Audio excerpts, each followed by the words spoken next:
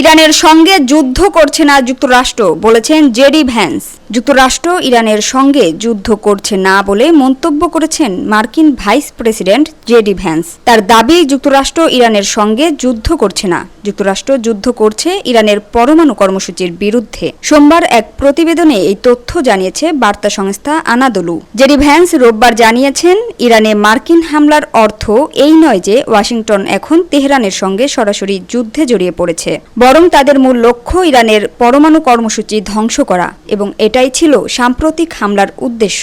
সংবাদ মাধ্যম এনবিসিকে দেয়া এক সাক্ষাৎকারে ভ্যান্স বলেন, আমরা ইরানের সঙ্গে যুদ্ধে নই, আমরা যুদ্ধ করছি ইরানের পরমাণু কর্মসূচির বিরুদ্ধে। তিনি জানান, প্রেসিডেন্ট ডোনাল্ড ট্রাম্পের নির্দেশে যুক্তরাষ্ট্রের বাহিনী ইরানের ফোর্দো, নাতাঞ্জ ও ইস্ফাহানে 3টি গুরুত্বপূর্ণ পারমাণবিক স্থাপনায় সফলভাবে হামলা চালিয়েছে। ভ্যান্সের মতে এই অভিযান ছিল সত্যিই অসাধারণ।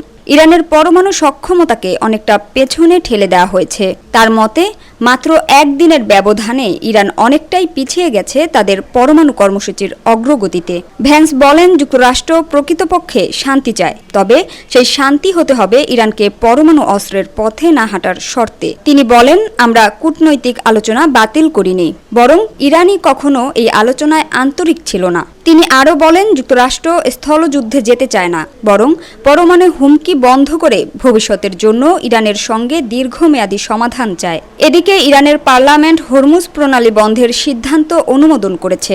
এই প্রণালী বিশ্বে তেলের চলাচলের জন্য অত্যন্ত গুরুত্বপূর্ণ একটি পথ। ভ্যান্স একে আত্মঘাতী পদক্ষেপ বলে অভিহিত করেছেন। তার ভাষায়, তারা যদি নিজেদের অর্থনীতি ধ্বংস করতে চায় এবং বিশ্ব অর্থনীতিতে অস্থিরতা আনতে চায়, সেটি তাদের সিদ্ধান্ত। ভ্যান্স বলেন, যদি ইরান পাল্টা হামলায় আমেরিকান সেনাদের টার্গেট করে, তবে তা হবে ভয়াবহ ভুল এবং যুক্তরাষ্ট্র তখন চূড়ান্ত শক্তি দিয়ে জবাব দেবে।